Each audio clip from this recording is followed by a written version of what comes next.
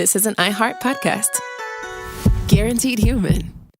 Hi, it's Jill Winterstein, host of the Spirit Daughter podcast, where we talk about astrology, natal charts, and how to step into your most vibrant life. And today I'm talking with my dear friend, Krista Williams. It can change you in the best way possible. Dance with the change, dance with the breakdowns. The embodiment of Pisces intuition with Capricorn power moves. So I'm like delusionally proud of my chart. Listen to the Spirit Daughter podcast starting on February 24th on the iHeartRadio app, Apple Podcasts, or wherever you listen to your podcasts. This is Special Agent Regal, Special Agent Bradley Hall. In 2018, the FBI took down a ring of spies working for China's Ministry of State Security, one of the most mysterious intelligence agencies in the world. The Sixth Bureau podcast is a story of the inner workings of the MSS and how one man's ambition and mistakes opened its vault of secrets. Listen to the Sixth Bureau on the iHeartRadio app, Apple Podcasts, or wherever you get your podcasts.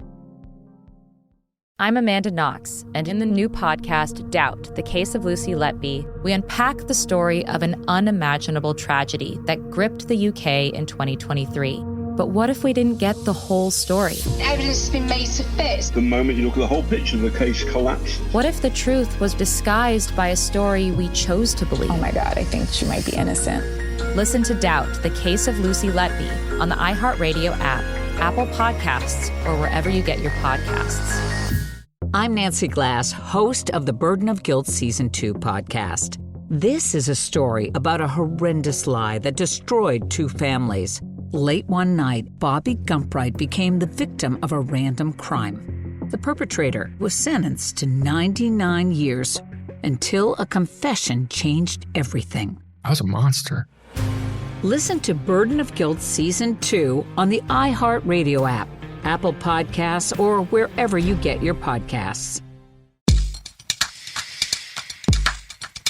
What's truth in my squad? I'm Robert Evans. This is part 2 of our Amway episode, and by popular acclaim, Sophie, Jack, and I are going to start this by digging into the fact that when he decided Amway needed an internal police force to make sure people weren't making illegal, fraudulent claims about the products, he wanted to call it the Truth Squad. That he was profiting off of. Yeah. That made me think of all the, the fact that everything that modern mega companies are profiting from are the things that like get the most attention and scrutiny from the media, like Facebook and lies and misinformation. And so they're like, yeah, we're going to invest in like squad, like these groups that are this like entire branch of our company. That's going to be the Truth Squad or the Facebook equivalent of that. And then like they just have their knees cut out from under them like the second that nobody's looking. Yeah, I should have just named it the Narc Squad. And then Narc Squad. Yeah. It's just so culty, the name. It's like triggering. I'm like, yeah. No, thank you. Jack. Hey, do your kids use the TikTok? Are they talking? His kids are so not old enough to use the TikTok. Because I just came across a letter. Kevin Barron posted it. Who's some guy on Twitter, I don't know, that he got an email from his public school system that I just want to talk about now. And it's about like there's like a series of escalatingly criminal TikTok challenges that kids are putting on each other in public schools, apparently, or at least in schools. Yes, I've heard about this. Yeah, September's vandalized school bathrooms, and I can confirm from friends who are teachers that their school bathrooms have been like massively vandalized on a problematic scale. Like several of them are non-functional. October is apparently Smack a Staff Member. Oh. I have no idea how accurate the rest of these are, but a bunch of kids did vandalize their school bathrooms for TikTok in September. So there was November, there was a thing where they were supposed to be like stealing the biggest item in the room from schools, like people, and they would like take like they would take like an entire like sink setup from a bathroom from a school and take it home. Yeah, it's incredible. Talk about it, and it's like that's crime. Yeah. Crime. Yeah, that's a crime. Yeah, a bunch of these are crimes. January is apparently Jab a Breast. December's Deck the Halls and Show Your Balls. February's Mess Up School Signs. Yeah, I don't know. It seems like signs and grab a very different. Like I don't know who's children. I don't know who's decided these are like the things that are going to be done. I will say that I did walk in on my 5-year-old and 3-year-old planning this entire thing out. We found the origin point. Yeah, they are the nerve center of this entire plot. It feels suspiciously similar to like. You combine anything that's like a newfangled thing that parents don't understand and, maybe a seed of truth of like some misbehavior. And like, it just seems like catnip for the local news and parents and educators. But you're saying that they're actually destroying bathrooms, which I can confirm that some kids for TikTok challenges have destroyed bathrooms in a couple of different schools, at least where I am. So there's an extent to which I think this may just be that like that happened. There was a TikTok scam or a TikTok, not scam, but there was like a TikTok thing to like vandalize your school bathroom for the likes, and a bunch of kids did it. And then school instructors like flipped the fuck out, and somebody convinced them that there was a whole list of things for the next year. Because I can't imagine that a bunch of kids like planned the next 11 months of TikTok. Like who would even do that, right? Too much planning. Too much. Yeah. Jab a Breast Day feels seems like that weird. Was created by a guidance counselor. Like I will believe in Deck the Hall, show your balls. That I will believe it. That's sprung from the mind of a 8-year-old. Yeah. So I don't know. We'll see. It could just be a real interesting the next couple of months on the talks. Stop fucking with your teachers. Yeah, leave your teachers alone. I don't mind stealing the biggest thing in the room and then like returning it. That is fun. Like I'm trying to think of the biggest theft thing. Theft is always most of. I guess it would either be the teacher's desk or like the whiteboard. Yeah, if you could steal your teacher's desk, like props to you. That's impressive. That is kind of cool. But it does. I mean, destroying school bathrooms is not cool, especially during a pandemic. Kind of a bad idea. No, that sucks. So does slapping a teacher. A too. That's like one less hand washing station that people. Yeah, need. Anything that violates someone's personal space or like bodily autonomy, like get the fuck out of here. I also probably shouldn't be showing your balls to anyone, but that's problematic for a number of reasons. Yeah. If it was, I don't know, Deck the Hall, steal the school resource officer's car. Well, we should probably move on to the episode. Okay, so Jacktoberfest. Jacktoberfest, sure. That's the only holiday I celebrate, Jack. Yeah. It's all October for me. I'm just I don't know what I'm doing. I never really stopped to figure out how to celebrate Jacktoberfest. I just hold it in my heart. Just apple strudels. Day after day. It's just strudel. Piles of strudel. Yeah. So Jack, after Gerald Ford got Jimmy Carter in 1976, he was the big in that Van Andel and Rich DeVos had, that Amway's like political in was. When he gets, gets not president anymore, they didn't give up on influencing the government. They just got better at it. They got into increasingly overt political fundraising. So they moved from, they had started kind of supporting free enterprise think tanks and putting out propaganda booklets to try to, change hearts and minds. And they moved on to just making direct $10,000 donations per year to the Republican National Committee. This earned them the rank of Eagle, if you're curious what that gets you. Richard DeVos, as usual, went a bit Boy further. Scouts? Yeah, it kind of is. The Republicans love them Eagles. Yeah, okay. Big on Eagles. So 10,000 a year doesn't sound like that much. This is 76. Okay, yeah. That's like, I don't know, $100,000. It's a lot of money. Okay. More than it is now. Sure. And they're also giving more money, right? This is what they're giving to the party, but this is like emblematic of the money they're shotgunning to different conservative causes. Richard DeVos started putting a lot of money into pushing for more right-to-work laws, which, despite their name, are actually make it easier for corporations to fire people without cause. They're kind of skirt through like different union restrictions and whatnot. DeVos pumped a fortune into the Council on a Union-Free Environment, which was an organization dedicated to making it harder for people to unionize. It had been founded in 1977, the year he started giving it money, and he was almost immediately made a director. We saw this earlier with one of the other groups that, like, this group will start, he'll give them a bunch of money, and then he'll be in charge of them. So he's technically donating money. I'm sure there's a tax thing there, right? Where, like, he pays less taxes because he's giving this money, but also these are groups that he effectively runs and solicits donations from other people, and they're just, all of these different organizations are effectively like instruments of Richard DeVos's political whims, which he hates unions. Why do you even care about unions, Richard DeVos? Amway, like, none of them are your employees. How could you, like? Anyway. I've been thinking about that, like, because they go from this, triangularly shaped financial model company, to like going really hard in the direction of like be almost like legendarily, big influencers in the realm of like conservative politics in like all these different ways. And I feel like there's like, when you look at the central lie that their family is trying to perpetuate, it's that they like deserve more than their fair share rather than less, because they've morally they're like fucked so many people over. Like the amount of damage caused by this company where everyone who works for them loses all their money is like absolutely incalculable.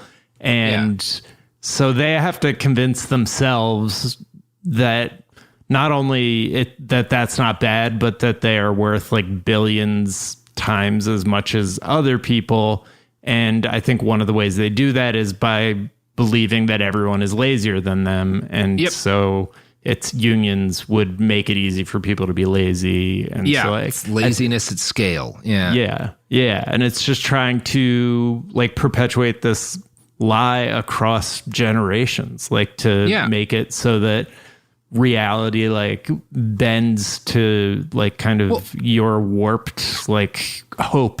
This is how he bends reality too, because like he believes that his opinion, his beliefs are worth more than other people's, and he makes that real because he has all of these different political action organizations that are lobbying and that are getting donations that he winds up running. Either he was the one who orchestrated them being started, or because he gives so much, he just winds up in charge. But these are all instruments of his will that effectively, like, he was one of the earliest rich people in the country to really figure out how to make how to do like what the Koch brothers do, right? Where you have this sprawling network of think tanks and lobbying groups and influence operations that all basically exist to make people, to make it so that people, to what you think about the world matters. Right. And so to keep Charlie Kirk employed. Yeah, and to keep Charlie Kirk employed. Now, one of the first politicians Amway went whole hog on electing was Sue Myrick, who eventually became a congresswoman. She'd initially joined Amway in 1992, and by that point, she'd been elected once to the Charlotte, North Carolina City Council. She'd lost a bid for mayor in 1985, but then won in 1987. So she had a history of trying to get elected, losing, and then getting elected the next election. So she had a proven ability to, like, figure out how to make things work for her in politics. Now, the year she joined Amway, she ran for Senate, and her campaign did not get off to a good start because she had a lot less money than her rival. But once she joined Amway as a distributor, the company decided to allow her to start selling her own motivational tapes at company rallies to raise money for her campaign, even though she was very new. Amway also donated more than $16,000 to her campaign. Now, she lost this first Senate election, but Amway continued to invest in her, largely because she was an effective speaker. They put her on their national circuit, and she visited hundreds of Amway rallies for distributors around the world and was able to sell $5 and $10 audio tapes of her motivational speeches that went right into her war chest. We've talked about these tapes a few times, and I should probably provide you with an example of how they sounded. I haven't found any of Sue Myrick. Yeah, and I don't have any of Sue Myrick's Amway recordings, but I did find a video made by her Amway mentor, Dexter Yeager, who was actually, he gave her $13,000 of that $16,000 that her campaign got from Amway. So this is the guy who was like her mentor, Dexter Yeager. This is a segment from one of his motivational speeches from, I don't know, like 30-something years ago. Sophie? See, I know a guy that was dating a girl back when he was about 16 years old. And when he dated girls, he always liked to take them out first class in accordance with his income. And he had a girl he was dating, but she turned to him and said, "My folks would never allow me to marry you. You're nothing but a spendthrift and you'll have nothing ever." And I was that guy. I was that guy. I don't know where that girl is, but I know where this guy is. And I can tell you about Dexter and Bertie living on the alley. Broke. Anybody can go down on Cortlandt Ave in Rome, New York, and they can see how we lived. And it was in a sloppy section. It was a poor section of town. Don't tell me how bad you got it. Tell me how good you're gonna get it. Don't tell me about your problems. Tell me about your dreams. Yeah. Hell yeah. Yeah. That's hot shit, Jack. That is good Americaning. Right, and you'll there. notice, again, part of how, like, what keeps them safe from getting charged with the shit they got charged in the past. He's not like, and often generally isn't, like, making specific promises about Amway. He's making promises about, like, the way it started out when these distributors started putting out these they would be saying, like, the Amway, you know, if you sell the way I tell you to sell, you're going to be a millionaire in 6 months. You'll get rich. And that's illegal. What he's doing is very general, and he's getting people, it makes people believe, yeah, I can become a millionaire too. It's all on me. It's totally on me to do the work necessary. But he says very little about Amway. Like that's a general thing with a lot of these folks. They're making these very general motivational claims about what you're capable of, which is not a crime. Yeah. So that's cool. But it's also everybody knows, like, believing in yourself and not accepting no for an answer and working the system. And it could be a speech at literally any capitalist institution about any job. and you say it could be a speech at, like, literally any capitalist institution. Part of what has made the kind of speeches that I'm sure a lot of people listening, you've gone to some sort of, like, corporate event where somebody saying shit like that came up just to motivate you, not necessarily for a scam, just because, like, your company was like, well, let's hire a motivational speaker, right?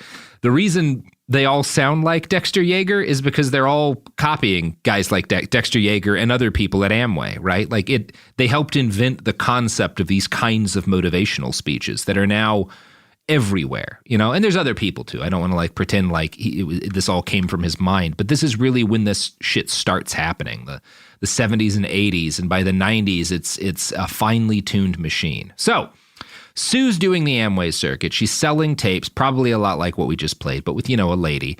And Dexter Yeager, who did that, would regularly record messages about her, and he would put them out to Amway distributors via Amvox, which was a voice messaging line Amway members were encouraged to pay to have access to. Richard DeVos and other high-ranking Amway grifters would often use it to push members towards political action. We'll talk a little bit more about that in a second. So when Sue Myrick runs for Senate again in 1994, Yeager sends out Amvox messages to everyone in his downline and gets them to donate to her. Now, this was, as Mother Jones will argue, very likely a crime. Quote, "Those messages may violate campaign laws. The use of corporate resources on behalf of a federal campaign is illegal," says Kenneth Cross, a former head of enforcement at the FEC. Gross says that if Yeager used the voicemail system for fundraising, the law required either Amway or Yeager to report it as an in-kind contribution that should have been reimbursed by the Myrick campaign. If corporate resources are not properly reimbursed, then it would result in a violation of federal election laws, Gross says. There is no FEC record of any such contribution from Amway or from Yeager. Amway spokesman Robert Looms says that Yeager rents the Amvox service for $16.95 per month. What he does with it is his business, Looms said. Yeager would not... so you get it, right? Like, you get... And it worked, right? Like, yeah, maybe it was illegal, but they didn't get charged for it because I think that he gave them enough of an excuse, and they had enough people in power that were sympathetic to Amway that nobody went after them for this.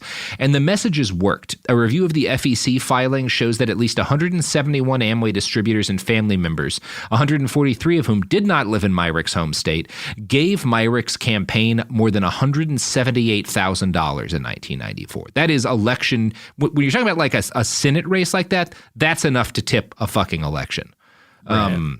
Yeah. Also, just every time you mention like a new Amway product for the distributor is like Amvox or these these motivational tapes. I'm just like seeing a person who like is like sees somebody else using it and is like jealous. They're like, wow, they're hot shit. They have access to Amvox. And then like they, sell all their kids' toys so they can like pay for access to Amvox. It's just like so dark and so profoundly American. Yeah.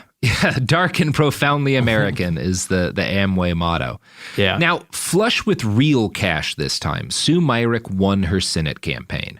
Once she was in office, she wasted no time in co-sponsoring a home office deductibility bill, which offered tax write-offs for independent contractors who used their homes as offices and was heavily pushed by Amway. She pushed a bunch of bills that specifically were in order to reduce the tax burden on people who worked for Amway. On July 24th, the day before Amway announced a $1.3 million donation to the Republican convention, Bob Dole announced his support for Sue's bill. It's all very direct, They fund her, she pushes this bill, they give up $1.3 million to the Republican Party. The next day, Bob Dole announces he supports the bill, like, obviously, right? Like, it's not illegal, it is corrupt. Right. Now, and also, I will admit, like, when we're talking about the scale of crimes Amway's committed, a home office deductibility bill is not the shadiest thing an elected leader has ever pushed. Sure. I'm just laying this path out because it's illustrative of how the company wields influence for a variety of purposes, all geared towards protecting the profitability of Amway for the people at the top. As Myrick became, and stopping things from like there's a reason the FEC didn't look into shit, right? There's a reason why this stuff that might be illegal never gets prosecuted, and it's because they've got friends in high places. Myrick became very popular within the GOP. Speaker Newt Gingrich appointed her as a freshman senator to the Budget Committee, which is not, like, that's a very powerful position. Like, the Senate Budget Committee is a big deal. Yeah. And she's a freshman senator and gets in there. This was widely seen as Gingrich supplicating what became known as the Amway caucus, which included 3 other senators at this point. So 4 senators are all like Amway distributors. One of these senators, Jack, has the best name I've ever encountered for a senator. Oh, give it to me. Dick Chrysler. What? Yeah, Dick Chrysler. There's a senator named Dick Chrysler? Yeah, well, at least there was in the early 90s. Yeah, Dick Chrysler. Wow. And his Democratic rival, Cockford. Dick Chrysler. Dick Chrysler. What an incredible name for an Amway distributor who becomes a senator. Dick Chrysler here to tell you about the most incredible opportunity you're ever going to have to make a fortune. Oh my God. Is that? Yeah. Dick Chrysler. If that's not his actual like given name, that is one of the great works of like authorship of all time, whoever came up with the name Dick Chrysler. No. Dick Chrysler, Richard Chrysler. Yeah, that's his real name. Politician from Michigan. Born in Minnesota, but of course he's Chrysler, so Michigan. Yeah. Dick Chrysler, in office from 1995 to 1997. Kind of looks like Steve Martin. He does look a bit like Steve Martin. If Steve Martin looked kind of more like shit. Okay. Yeah. If Steve Martin looked a little bit more like shit, he would look like Dick Chrysler.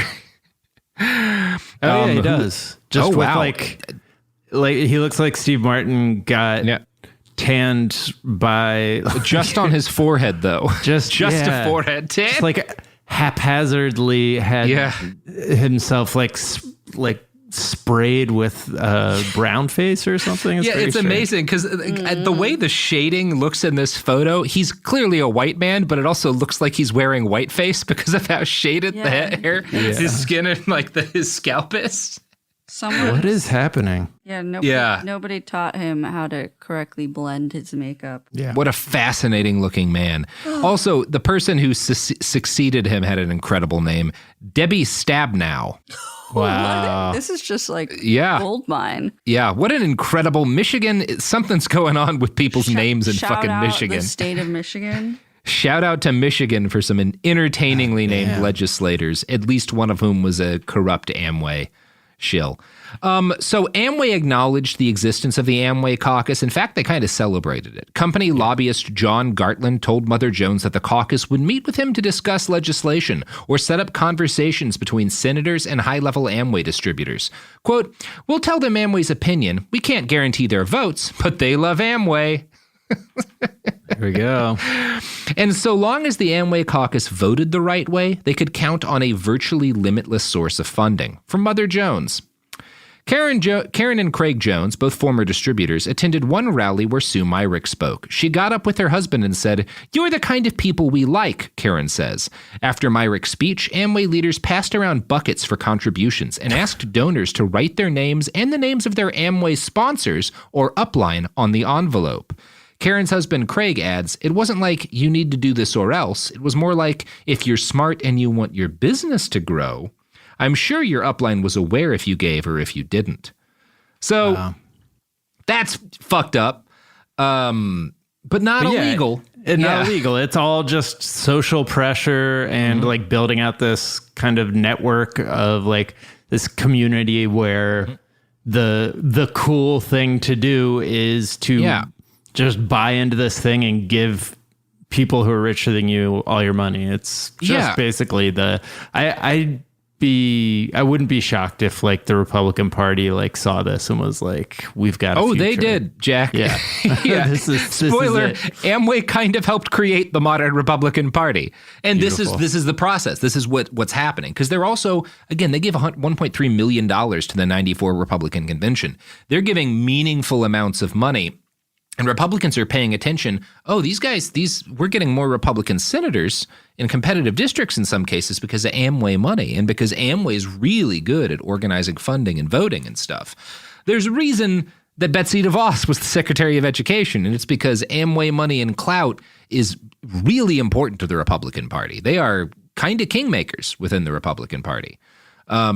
Also, Donald Trump has plugged for Amway in the past. So, I mean, that makes perfect sense. Yep. Yeah, it's good shit. And you can see, again, so it's, number one, they say like, well, these caucus members, we just let them know what Amway wants. We can't make them do anything. Yeah, but that money spigot can get turned off for your reelection campaign if you don't make Amway happy, right? Mm-hmm. Which, again, is not illegal. A lot of other industries do this. We're seeing this with Kristen Sinema right now. But you can see the financial value of this arrangement for Amway because, again, it is kind of hard to tell, like, what did this exactly result in? I think a good way to do that is to look at what happened in a country where they do not have political influence that's very close to the United States, and I'm talking about Canada. So while the FTC gave up on regulating Amway in 1979, and it's been smooth sailing for them ever since because they give a lot of money, because they have a lot of ties to American politicians, the same has not been true in Canada. I'm not saying they have no ties to politicians, but they do not have the kind of influence there that they have here. In 1989, they paid $38 million to settle a lawsuit with the Canadian Trade Office that alleged they'd been illegally skirting customs dues. In 1983, the province of Ontario nailed Amway with a $25 million fine for fraud, to which Amway pled guilty. So you can see why, like, yeah, give a couple of million a year to the Republican Party. It's going to save us money in the long term because we're not dealing with the kind of shit we're dealing with in Canada.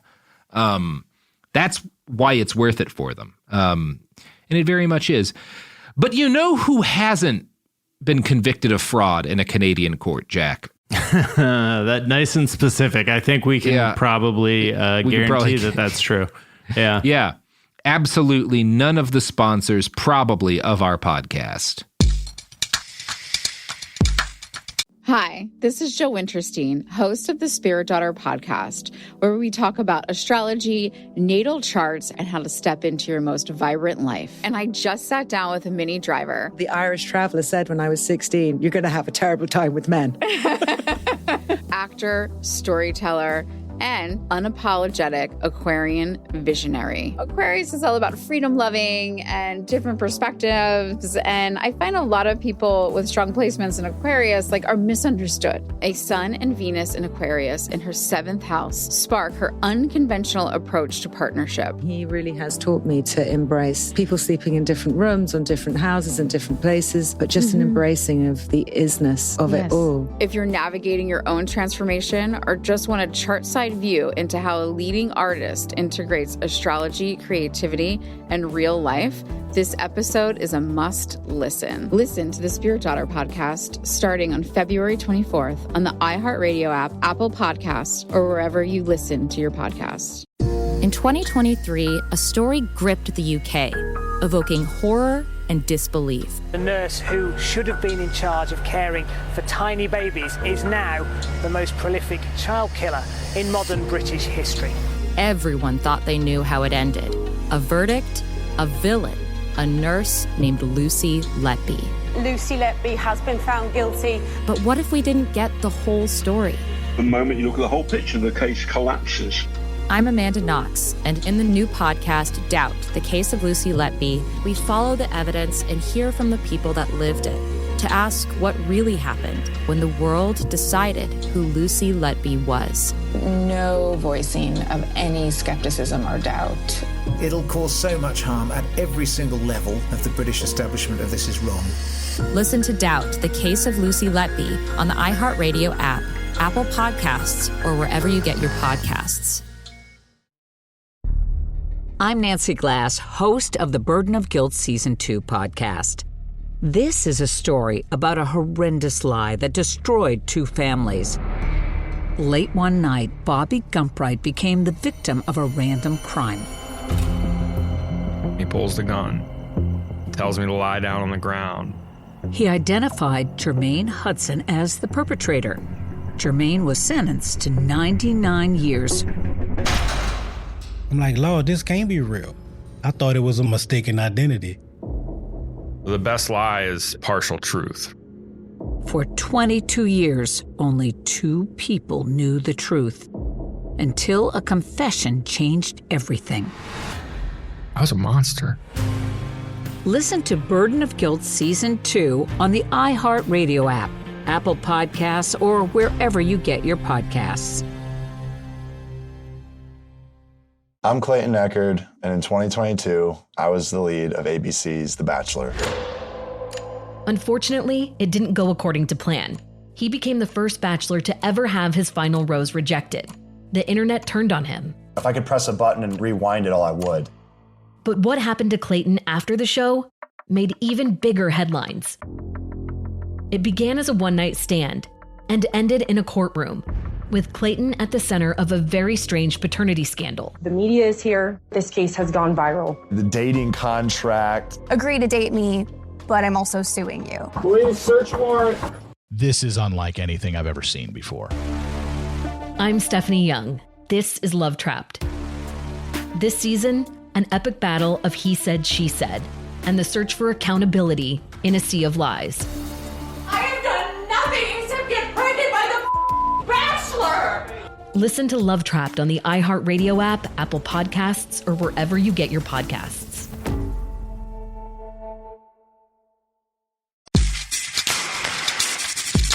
Oh, we're back, and we're talking Amway. So, Amway's deep integration with the Republican Party did not start or end with just business. Over years of congenial relations, the two melded together into something terrifying and inseparable. And to walk through the story of the merging of Amway and the Republican Party, I'm going to have to peel back to 1979 one more time. That's the year the religious right became an organized force in U.S. politics for the first time. The moral majority is formed in 1979. The night that election, Reagan's election, is like the first time the religious right was a political bloc in American politics. And yeah, this all happened just in time, obviously, to push Ronald Reagan into the presidency. The Amway co-founders were very bullish on Ronald Reagan. Not only did they pour money into supporting the campaign, but they encouraged other Amway leaders to use their tax-deductible business functions to get the word out. As one former distributor claimed, They tell you to always vote conservative no matter what. They say liberals support the homosexuals and let women get out of their place. Richard DeVos and Jay Van Andel there. Yeah. The homosexual as well. Speaking of the homosexuals, well, not quite yet. So by the time he died in 2018, Richard DeVos had personally paid out more than $200 million to fund the Republican Party and other right-wing causes. In addition to the groups we've already named that he gave money to, he sent fortunes to the Family Research Council, Focus on the Family, and the Acton Institute. Richard's generosity earned him serious rewards. This is where gay people come into it again, unfortunately. Most notably, Ronald Reagan appointed him to the President's Commission on the HIV epidemic. Oh, my God. Yeah, Richard DeVos, that fucking guy, gets put on the president, which tells you how seriously Reagan treated HIV. Yeah, get the Amway guy on there. He knows how to deal with a pandemic. Right. He'll clean it right up with Frisk. Yeah, you gotta frisk it. So... Richard DeVos later wrote of this time, quote, of his time on the President's Commission on the HIV epidemic, quote, I listened to 300 witnesses tell us that it was everybody else's fault but their own. Nothing to do with their conduct, just that the government didn't fix this disease. I said, you are responsible for your actions too, you know. Conduct yourself properly, which is a pretty solid Christian principle. Wow. Yeah. Yeah. That's the guy you want. Solid Christian principles right there. Mm-hmm. Yeah. Love when he does his Shapiro voice out of nowhere. Yeah. It's my right-wing shithead voice. Richard used his influence to fight vigorously against workplace democracy, supporting right-to-work laws throughout the 1970s by funding a variety of anti-worker organizations. These included the Committee for the Survival of a Free Congress, the National Conservative Political Action Committee, the American Conservative Union Victory Fund, the National Right-to-Work Committee, and the Public Service Political Action Committee. Amway didn't start the push to force right-to-work laws in place across the country, just that they didn't start the MLM industry, but their specific brew of grifting and political activism was extremely influential and has been copied by every generation of MLMs and right-to-work advocates since. We could talk, as we often do, about how the state of Utah has famously lax laws on supplements because certain companies that sell essential oils have lobbied for those laws, but that's a rant for another day. But the point is that these... Like the fact that, Utah has these very lax laws on supplements, which benefit a variety of MLMs that have given money to Utah politicians. Those MLMs are very much copying Amway. They saw what worked and they're doing the same thing. It's not a super complicated story.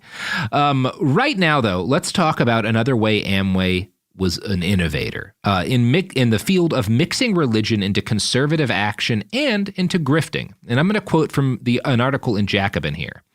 Quote, the sociologists David Bromley and Anson Shoup have argued that what is unique about Amway is not its melding of God and capitalism, an amalgam almost as old as Christianity itself. Instead, the power of Amway lies in its ability to harness these ideologies to motivate individual salespersons far beyond the scope of their actual remuneration or realistic prospects thereof. Amway takes free market worship a step further, garnering much of its wealth from selling the idea of prosperity itself. Upper-level distributors, the top 2%, don't sell soap. They hawk instructional seminars, CDs, books, website access, voicemail recordings, and other sales tools to the lower-level sales force at huge profit margins.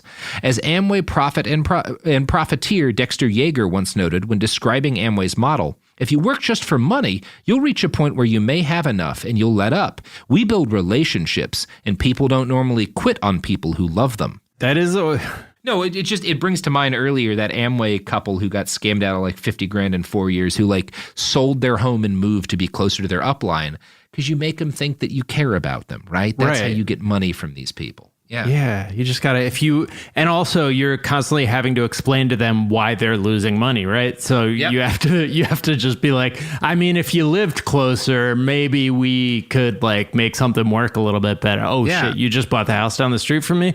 You guys just don't want it enough. The degree to which the energy and like what you see at a MLM versus the actual product that is being sold, like, are completely out of any sort of like ratio to one another is always interesting to me. Like the fact that Amway is like, you heard that guy speak about like, you know, he was basically selling the fact that that mean woman didn't want to fuck him and like he, you know, he's the best. But like the thing he's selling is shitty soap, like substandard like soap. Yeah, bad toilet paper. Yeah, bad toilet paper that fucking couldn't even Ziploc be sold at bags. Kroger. Yeah. It's amazing, and that's. Again, what's amazing to me is that, like, you know, we talk a lot in the old cracked crew about like how at times unreasonable everybody's devotion to work was, and about like the workloads that we would take on. But it's because we were doing the thing that was our dream, as opposed to selling bargain like terrible soap for a markup. Like that's what the genius of Amway is, getting the. Like you always will have people who are willing to like put in unbelievable amounts of work for things they love. Amway got people to do that for nonsense.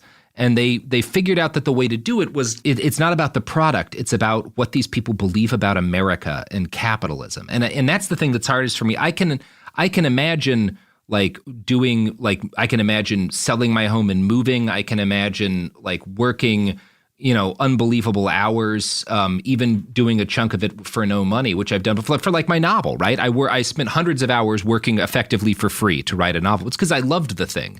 The thing that Amway does that's so scary is they're able to hack people into doing it for like nothing. None of them care about soap. Like they're not like huge into Amway brand Ziploc bags. That's the thing that's so like fucked up. And that's the thing that's I don't think is possible without the cult shit, right? Like and that's I'm sure how there's you like get people to love. A way that in which they resent the products because it's like so out of whack with like they're like selling their lives for these like shitty paper plastic products. So it's just like it's like how you get people who will work, and I mean we can talk about like the degree to which it's a little messed up, but people who are willing to like take huge pay cuts to work for like SpaceX because they believe in space travel, right? Sure. Because there's a real dream that they're pursuing that this company's letting them pursue. And it's amazing that Amway is able to do that, but the dream is making Rich DeVos richer. Like that's what you're giving up your life for, is the dream of making Rich DeVos more money so that he can fund anti-union legislation around the country.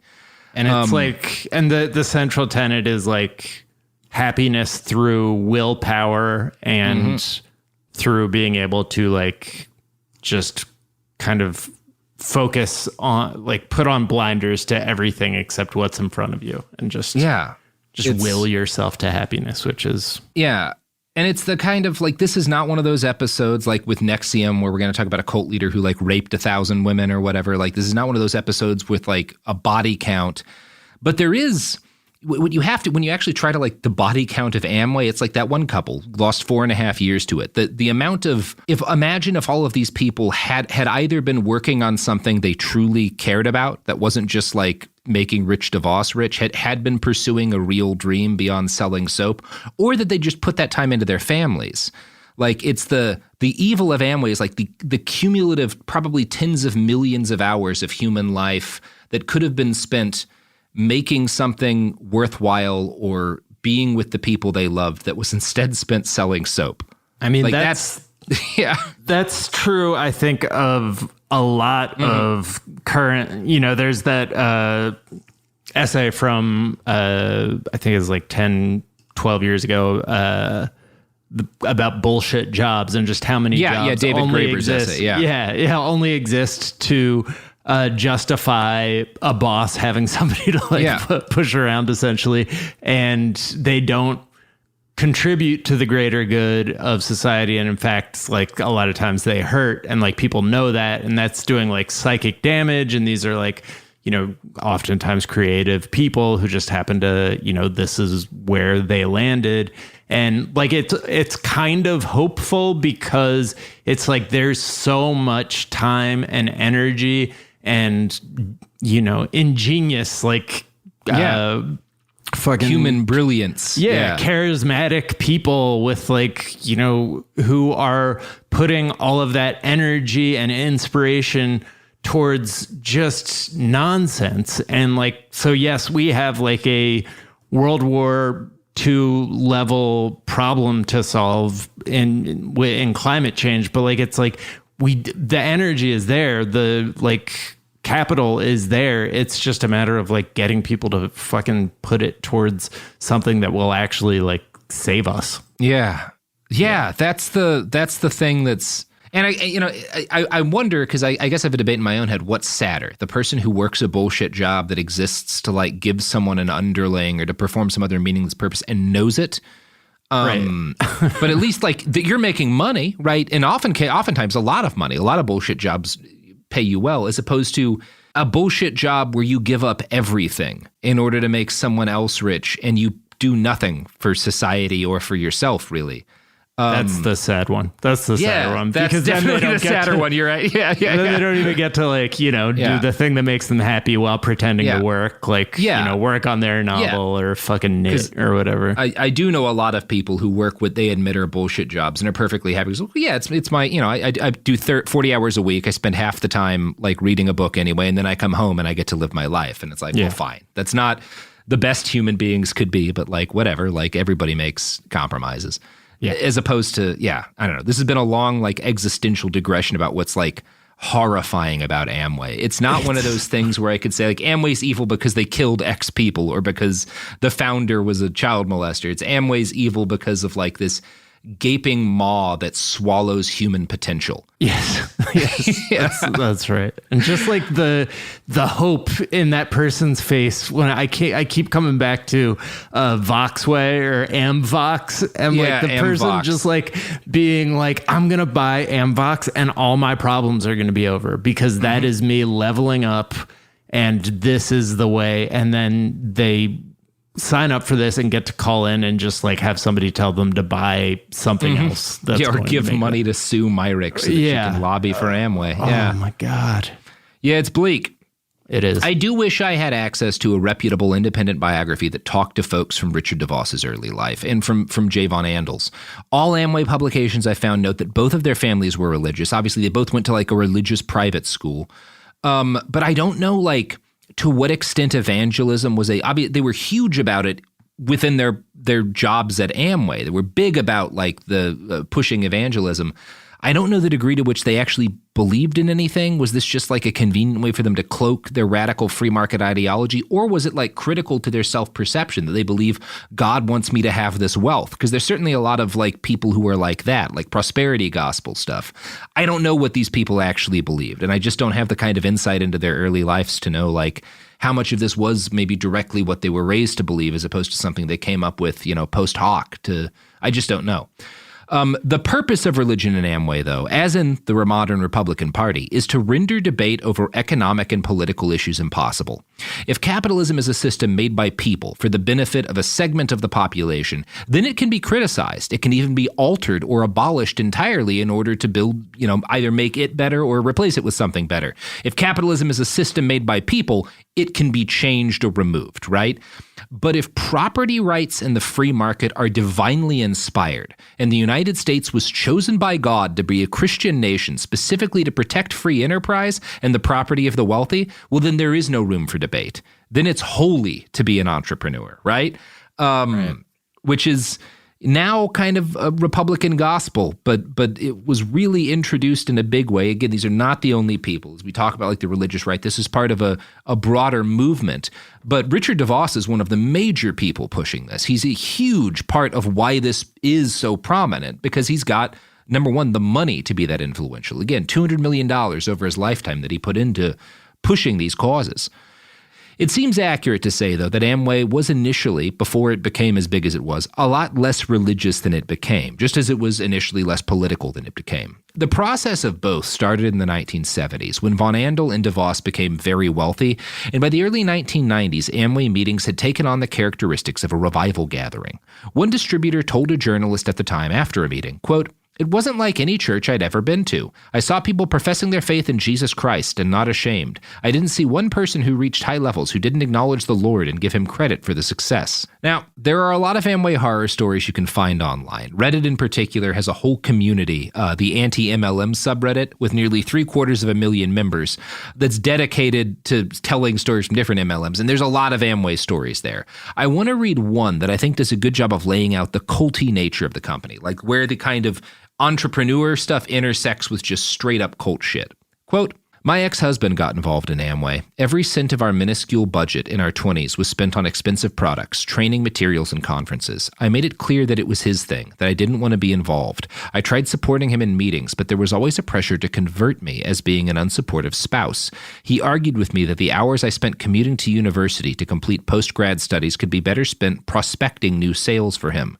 The only way I survived this part of my life was to sleep on trains during the commute, as I went to school 8 hours, commuted 5 hours, then lectured at college 6 to 10 p.m. each night. You do the math. I was exhausted. He glowingly reported how many Amway bigwigs showed up to conferences in limousines. I argued that I too could rent a limo and appear to be prosperous for about $100. The training materials were nothing short of brainwashing. He listened to them religiously. Then he started prospecting my family and friends. Our marriage was on a downslide since this. I couldn't take the passive-aggressive demands that because I saw more people on a daily basis than him, that I owed it to him to prospect them. The day that I decided to leave him, I had my bags packed and was walking out the door. He said, don't blame Amway for this. Amway is just a vehicle for success. Rhetoric from his training materials. I kept walking. Like, oh my God. Yeah, that's really bad. I thought he was gonna like that's a great twist at the end, that the thing he's most afraid of is that she's gonna blame Amway for it's just a vehicle for success, Jack. Yeah. This is my fault. I failed as a husband, not Amway. I was a shitty husband because I wanted you to give up your post-grad dreams or at least try to convert your fellow grad students to sell Amway. Oh my God. Yeah. There is a bottomless well of stories like this, Jack, and I want to read one other one that I think gets to just how deranged people are when they're stuck in kind of the worst level of Amway cultishness. I was in the military and lived far from post, so to get to PT, physical training, in the morning, I had to wake up at 5 a.m. and leave by 5:15 a.m. We usually networked until 11 p.m. each night at Amway after work, and I wouldn't go to bed until midnight or later because we'd only eat dinner after networking. Well, on a Friday, after a big meeting that lasted towards 2 a.m., I got up at 5 like normal. Keep in mind, we're told that listening to any music that is negative or not value-based would hold you back. Being a metalhead and only into rap and hip-hop meant that I shouldn't listen to anything I like, so usually I just listened to my Bible app. The Bible narrator has the most monotone voice ever, and some parts of the Bible are seriously the most boring and arduous things you could ever hear just about being real. Also, the only drink I'd allow myself to drink is either water or XS. XS is an energy drink with enough caffeine and vitamins to do absolutely nothing, especially if you pound 6 a day. Seriously, if a sleeping fly fell into that drink, I would drown before waking up. So driving down the highway after a long night, I passed out at the wheel, even though I was drinking an XS. My car lurched to the right and caught the ridges on the edge of the road, and if I didn't jerk the wheel back and skid onto the road, I would have caught the railing. What's sad is I patted myself on the back for being so tired, because it meant I was a hard worker. We didn't leave until over a year later, and nearly falling asleep at the wheel was a common occurrence, at least 2 or 3 times a week. Hey man, that's what the rumble strips are for, you know? That's what they're there for, guys. It's for the Amway reps. It's to grind. It's and for the grinders out there. Endemic among especially enlisted like soldiers, like because soldiers don't make a lot of money, but they'll often get like a signing bonus. So you'll have 10 grand, and some Amway will be like, "Hey, you want to just waste that, or do you want to turn that into a fortune? You want to be able to not have to work in the future, you know?" It's the best, Jack. It's really the best. I know, like I found myself when you were telling the story about the person whose husband's life got taken over by Amway, like being like, how did she end up with such a dummy when she was like such a, grad student? But I was also just realizing, like, I've known people who were in medical school who ended up devoting their lives to multi-level marketing, like who are still like trying to recruit me to multi-level marketing. Like there's, and the same thing they say, like cult members tend to be just as, if not more intelligent than non-cult members. Like I'm sure that it's not an intelligence thing. Yeah. It's what you're vulnerable to, you know? Right. It's in the same way, Jack, that like getting addicted to drugs doesn't mean you're dumb. It means you're vulnerable to whatever drug it is, right? Like there's a bunch of people who can do cocaine at a party once and never want to do it again. And then there's somebody who does it and it just captures them. And it's the same thing with cults. People have, for whatever reason, what Amway puts out, the specific kind of propaganda latches on to certain kinds of people's heads, and it can destroy anybody who's got kind of the right vulnerabilities to it. It's like a virus. I did want to note, by the way, that the excess energy drink that guy says nearly got him killed because it's so shitty is an Amway product. And if you buy it, Jack, you can get 12 250 milliliter cans for $24, and here's the best part, 48 Amperks points. Wow. Okay. Yeah. Now we're talking. Okay. Now we're talking. 80 milligrams of caffeine per can, which is nonsense. That's not enough. Red Bull's about 80, I feel like. No, I think it's 111. 111. Okay. Yeah. So I think the highest that energy drinks go is like 200 usually without. Yeah. It's the highest they can go without like threatening to explode your heart. But yeah, what do you even need a heart for is what I ask. Excess, but excess. Yeah. I wouldn't call it excessive. I wouldn't call 80 milligrams of caffeine per can excessive. No, for sure. Now, not. In 2008, as a result of lawsuits in the UK, government authorities carried out a mass survey of Amway distributors in that country. They found that out of a population of 33,000 UK distributors, only 90 people made enough money to cover the costs of operating the business. Wow. So out of 33,000, 90 at least broke even. I assume some of those people got rich, right? Because there were a lot of 33,000 people. That's a lot of downline. But 90, the total number of people who either got rich or didn't go into debt was 90 out of 33,000. Oh my God. Yeah. Yeah, I mean, I guess that's what that means with the 99.9%. 99.9%, right? Like it's Holy a fucking shit. Robert, speak of covering costs so we can operate our business. Speaking of covering costs, you know who more than 90 out of every 33,000 people make a profit from? Is it the products? Yeah, that's right, Jack. Products and services that support this podcast. I'm not entirely certain what claim we're making either, so that's the way it goes. Sometimes you don't know what you're doing and you just do it anyway, like Amway. In 2023, a story gripped the UK, evoking horror and disbelief. The nurse who should have been in charge of caring for tiny babies is now the most prolific child killer in modern British history. Everyone thought they knew how it ended. A verdict, a villain, a nurse named Lucy Letby. Lucy Letby has been found guilty. But what if we didn't get the whole story? The moment you look at the whole picture, the case collapses.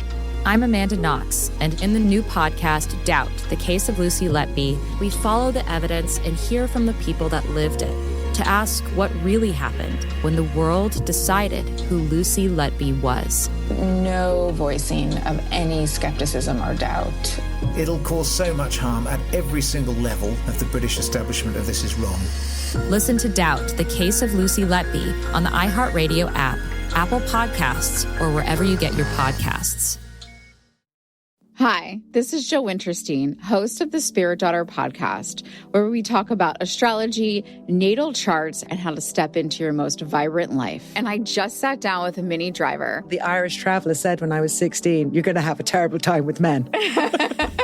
Actor, storyteller, and unapologetic Aquarian visionary. Aquarius is all about freedom-loving and different perspectives, and I find a lot of people with strong placements in Aquarius are misunderstood. A Sun and Venus in Aquarius in her 7th house spark her unconventional approach to partnership. He really has taught me to embrace people sleeping in different rooms, on different houses, in different places, but just an embracing of the isness of it all. If you're navigating your own transformation or just want a chart-side view into how a leading artist integrates astrology, creativity, and real life, this episode is a must listen. Listen to the Spirit Daughter podcast starting on February 24th on the iHeartRadio app, Apple Podcasts, or wherever you listen to your podcasts. I'm Nancy Glass, host of the Burden of Guilt Season 2 podcast. This is a story about a horrendous lie that destroyed 2 families. Late one night, Bobby Gumpright became the victim of a random crime. He pulls the gun, tells me to lie down on the ground. He identified Jermaine Hudson as the perpetrator. Jermaine was sentenced to 99 years. I'm like, Lord, this can't be real. I thought it was a mistaken identity. The best lie is partial truth. For 22 years, only 2 people knew the truth. Until a confession changed everything. I was a monster. Listen to Burden of Guilt Season 2 on the iHeartRadio app, Apple Podcasts, or wherever you get your podcasts. I'm Clayton Eckerd, and in 2022, I was the lead of ABC's The Bachelor. Unfortunately, it didn't go according to plan. He became the first bachelor to ever have his final rose rejected. The internet turned on him. If I could press a button and rewind it all, I would. But what happened to Clayton after the show made even bigger headlines. It began as a one-night stand and ended in a courtroom, with Clayton at the center of a very strange paternity scandal. The media is here. This case has gone viral. The dating contract. Agree to date me, but I'm also suing you. Police search warrant. This is unlike anything I've ever seen before. I'm Stephanie Young. This is Love Trapped. This season, an epic battle of he said, she said, and the search for accountability in a sea of lies. I have done nothing except get pregnant by the Bachelor. Listen to Love Trapped on the iHeartRadio app, Apple Podcasts, or wherever you get your podcasts.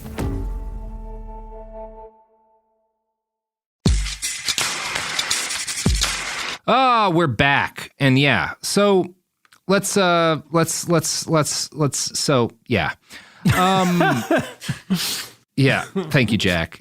Thank you for appreciating my professionalism. So one of my favorite articles, if you want to get like an idea of the desperation of Amway people who really buy into it, who drink the Kool-Aid, so to speak. Don't blame Amway for this, Robert. No, this is not Amway's fault. The author, it's an article I came across in The Baffler, which is one of my favorite publications. The author, Matt Roth, was invited to Amway by a coworker, someone he respected, who got roped into Amway with her husband. He attended a handful of motivational events for distributors, and he even purchased a small number of products. I don't think he ever bought into it, but I think he believed at one point, well, maybe this is a business opportunity. I don't know. He also was a writer, so it may have just been like, I want to see what's going on in this weird subculture. Much of Matt's article delves into what a horrible deal Amway is for its distributors. One of their main selling points is that Amway distributors get Amway products at wholesale prices. Great products. So even if you're only buying the products for yourself, it's a good deal because you're going to save money on the stuff you need for your house. You'll get cheaper detergent and toilet paper and all that stuff, right? Matt found that not only were a lot of Amway's products of questionable quality, but their wholesale prices were at best slightly cheaper than supermarket retail prices for brand name products. Gosh. Yeah. Matt's friends repeated to him the line that distributors enjoyed a 30% discount on basic goods, which on its own might make being an Amway worth it, but this would appear to be a complete falsehood. None of the promises Amway made hold up to even a tiny degree of scrutiny. That's why the company spends fairly little effort on these claims. The products, again, are not what bring people in. What brings people in is a mix of peer pressure and the sheer spectacle of Amway events, which are forcefully pushed on new recruits and distributors to keep them in business. One of the first Amway events Matt went to was something called Dream Night. Hey. Quote, it began with the triumphal entrance of the Amway Diamond couples, half jogging through a gauntlet of high fives to the theme from Rocky. As the audience... I know, right? As the audience whooped and yeah, it's amazing. As the audience whooped and hollered and twirled their napkins over their heads. When the standing ovation finally tapered off, the MC offered a prayer, thanking God for the fact that we lived in a free enterprise system where there were no government agents kicking down the doors of meetings like Dream Night. I'm just so embarrassed for them all, but yeah, I guess I don't need to be. Because, they're having a great time. Wow. As dinner wound down, the video screens displayed a picture of what the guy next to me was quick to identify as a $20,000 Rolex watch. He went on to tell of a fellow he knew who had a $30,000 Rolex and who couldn't tell the time for the glare of the gold and diamonds. As its hands reached midnight, the Rolex dissolved into a series of video montages depicting the consumer Shangri-La that our own forthcoming Amway success would open for us.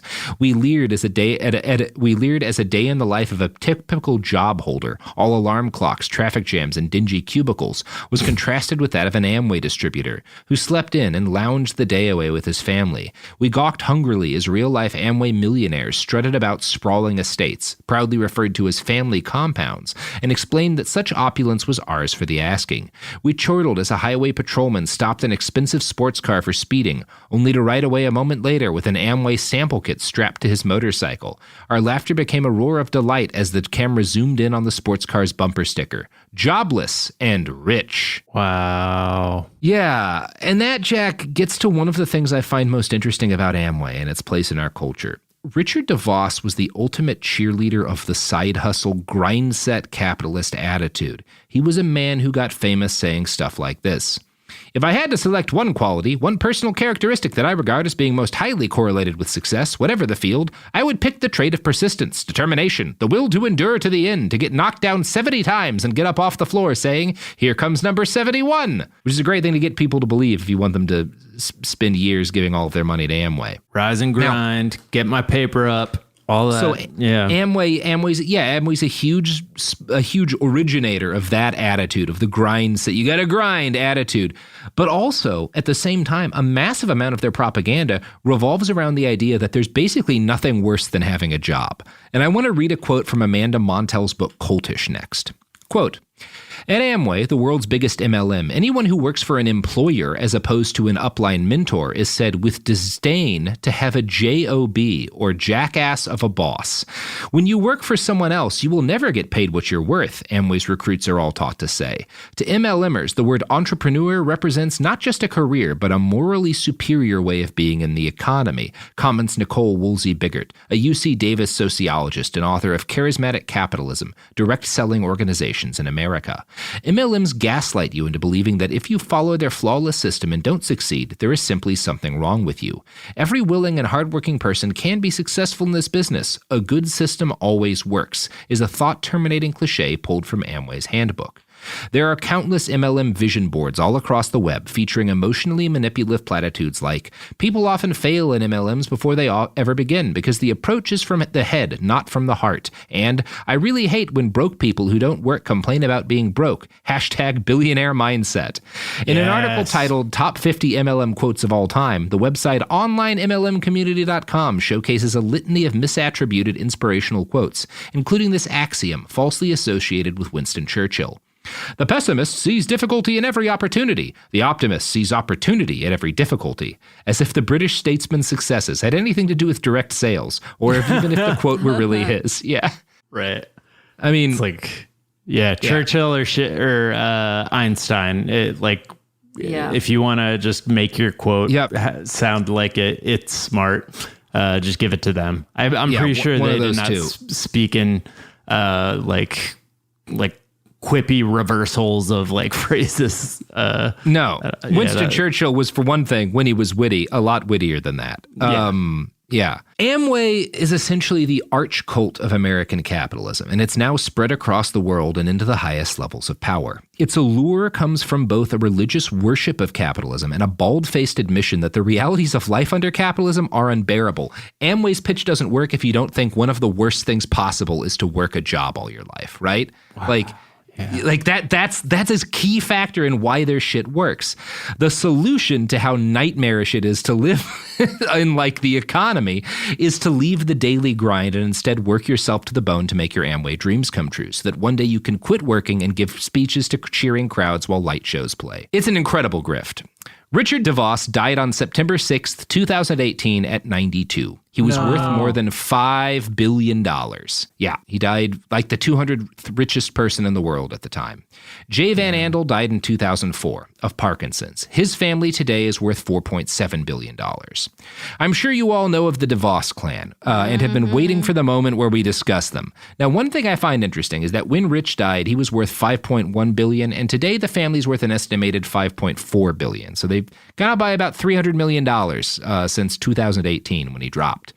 Betsy DeVos is Richard's daughter-in-law, so she's not a blood relative. She was originally a prince, like her brother Eric Prince, but she has conducted herself in a way that would have made Rich proud. She is also a Christian supremacist. She attended a very expensive Christian school as a child for basically her whole education, and as an adult she became the Republican National Committee woman for Michigan and chair of the Michigan Republican Party. She used her position very effectively to advocate for charter schools. Leaked videotapes in 2017 revealed Betsy admitting that her goal in doing this was to hinder secular public schools, which she called a dead end, and provide public funding to religious schools, and thus, in her words, advance God's kingdom. When Donald Trump made her the Secretary of Education, she was only barely confirmed. Mike Pence, another religious extremist, cast the tie-breaking vote. Here's how the website Chalkbeat, which is dedicated to education, sums up her legacy as the Secretary of Education. In her first year as Education Secretary, DeVos's Education Department revoked guidance that spelled out how schools should protect transgender students, which included providing them access to facilities corresponding to their gender identity. DeVos reportedly opposed the change at first, but eventually went along with it, saying the issues were best left to states and local school districts. Eliza Byard, the executive director of GLSEN, which advocates on behalf of LGBTQ students, said the effects were chilling and immediate. Several GSLEN chapters reported cases of transgender students losing access to bathrooms they'd been able to use before. Byard noted, transgender students who filed civil rights complaints with the department after being denied bathroom access had their cases thrown out. In 2018, DeVos rolled back the Obama administration's guidance around school discipline, as well as guidance for school districts that wanted to use race in admissions and enrollment decisions to integrate their schools. It's unclear how many school districts changed their policies in response. DeVos's Education Department also quickly closed many of the civil rights investigations it inherited from the Obama administration, then limiting the length and scope of the investigations it did conduct. DeVos also blocked some efforts to desegregate schools, ending a program that would have given school districts $12 million for school integration efforts. Without the federal money, many districts abandoned their ideas. So yeah, Jack, it's been a pretty bad run of her as Secretary of Education. Chalkbeat does note that she nailed it. She, you know, she's just like when she's in a room, you know, it just, you get the sense of competence. Like we all saw that 60 Minutes interview. Yeah. There's a woman who should be in charge of how all kids in America learn. Yeah. Yes. Nailed it. My brain is so poisoned by, modern media and like the billionaire off that we get to witness between Bezos and Elon Musk that when I heard 5 billion, I was a little bit like, oh, that's all that they you call that money? But so I always, this is a simple trick, but it always works for me, comparing 5 million seconds, which is 57 days, to 5 billion seconds, which is 158 years. That is always helpful for me to just kind of put the just completely just unethical amount of wealth you need to have to be a billionaire in perspective. Yeah. And every hour, every dollar in that bank account is, again, like dreams not pursued, family not spent time with, like debt incurred. It's money made breaking people. Like the original DeVos guy was going to probably be successful and powerful no matter what he did. And he went into stealing money from people and then spending all his time convincing people it was okay. Yeah. And he's, it's a part of this broader, like the destruction of the middle class and the growth of the billionaire class. He just did it very directly by just taking the middle class's money, making them mortgage their homes and giving them fairy tales. It's great. As a billionaire, thanks to, both her dad, who was rich, and Richard Jr.'s inheritance, her husband, who is also Rich DeVos, but, Jr., Betsy has poured almost $2 million into anti-LGBT causes in recent years. She and her husband funded the passage of right-to-work legislation in Michigan, and the exact wording of the legislation they pushed is being used as a blueprint for efforts in the remaining 23 U.S. states without right-to-work laws.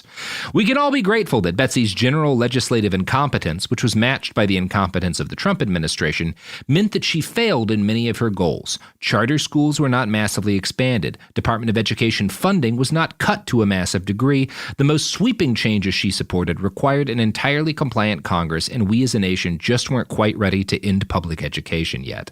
But Betsy DeVos and Richard DeVos are hell-bent on continuing the legacy of Richard DeVos Sr., using the Amway money that still daily pours into their coffers.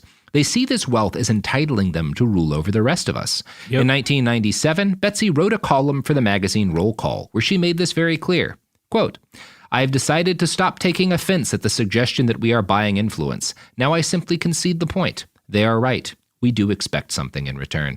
I hate her so much. Yeah. Roll Call is like, this is the role that you are called to. It's like, this is American caste system. Mm-hmm. Yeah, just really a great sort of crystallization of all the, just most rotten values that were created by the original sin of this company, and then also like a great illustration of the diminished returns that you get by just being just through nepotism and spoiled, shitty children. Yeah. Well, Jack, that's our episode. I wanted to direct. I actually need to go get to Dream Night. You gotta do your Dream Night. Yeah, I'm gonna be a Dream Night tonight. You're a double diamond. You gotta walk through that cheering crowd. They know me as Jack Pontiac. But, Jack Pontiac, because you always drive no one would brag about that. Hey man, your Fiero is a nice car. You haven't seen my Pontiac, baby. I want to remind people again, we've got one of our fans is putting out a comic book series. Ringo Award nominated comic creator Brenton Langle is trying to crowdfund Durruti, Shadow of the People, about an anarchist militant during the Spanish Civil War, Buenaventura Durruti. You can find and back his comic on Kickstarter if you just type in DURRUTI, Durruti, at Kickstarter. And if you back at the book level or higher and comment bastards, you'll get a unique signed print for free. So Durruti on Kickstarter, check it out. Jack, hey, people can find you at the Daily Zeitgeist. Yeah, the Daily Zeitgeist, the twice daily podcast that I host with former guest Miles Gray. Pretty soon, it's just going to be you're never not podcasting. Yeah, that's where I'm headed. You can also follow me on Twitter at Jack_O'Brien, OBRIEN. Thank you. I am excited, Jack, for when we just install recording equipment in your head on a daily basis, and you're never able to stop. You're just podcasting all the time, no matter what. Hey man, it's that grind mentality, rise and grind. Got to get my paper up. And it's going to be rad when that becomes common, and you can also hear in your head the voices of your commenters, just telling you to do things when you're out. I mean, there's people doing that already, right? With Twitch, why not just make it perpetual and for everybody? You think I can't already hear my commenters in my head, man? Think hard at Jack, and he'll do what you tell him. It's true. All right. Thank you, guys. Bye. A BetterHelp ad. We get it. February is full of flowers, candy, and, of course, lots of talk about relationships. It can feel like everyone else has it all together in their love lives. But the truth is, we're all still figuring it out. Whether you're working on your marriage, navigating the dating apps, or prioritizing staying single, no matter where you are, you're right on time. Therapy can help you find your way and take some of the pressure off yourself so you can determine what you want, what feels heavy, and how you can feel lighter. Just a little bit of outside perspective from a professional can lead to new understanding and a lot of progress. So the next time you're feeling iffy about your love life, try therapy with BetterHelp and see where it takes you. And remember, you're right on time. Visit BetterHelp.com for 10% off. That's BetterHelp.com. This is Special Agent Regal, Special Agent Bradley Hall. In 2018, the FBI took down a ring of spies working for China's Ministry of State Security, one of the most mysterious intelligence agencies in the world. The Sixth Bureau podcast is a story of the inner workings of the MSS and how one man's ambition and mistakes opened its vault of secrets. Listen to The Sixth Bureau on the iHeartRadio app, Apple Podcasts, or wherever you get your podcasts. Hi, it's Jill Winterstein, host of the Spirit Daughter podcast, where we talk about astrology, natal charts, and how to step into your most vibrant life. And today I'm talking with my dear friend, Krista Williams. It can change you in the best way possible. Dance with the change, dance with the breakdowns. The embodiment of Pisces intuition with Capricorn power moves. So I'm like delusionally proud of my chart. Listen to the Spirit Daughter podcast starting on February 24th on the iHeartRadio app, Apple Podcasts, or wherever you listen to your podcasts. I'm Amanda Knox, and in the new podcast, Doubt, the Case of Lucy Letby, we unpack the story of an unimaginable tragedy that gripped the UK in 2023. But what if we didn't get the whole story? Evidence has been made to fit. The moment you look at the whole picture, the case collapses. What if the truth was disguised by a story we chose to believe? Oh my God, I think she might be innocent. Listen to Doubt, the Case of Lucy Letby on the iHeartRadio app, Apple Podcasts, or wherever you get your podcasts. This is an iHeart podcast. Guaranteed Human.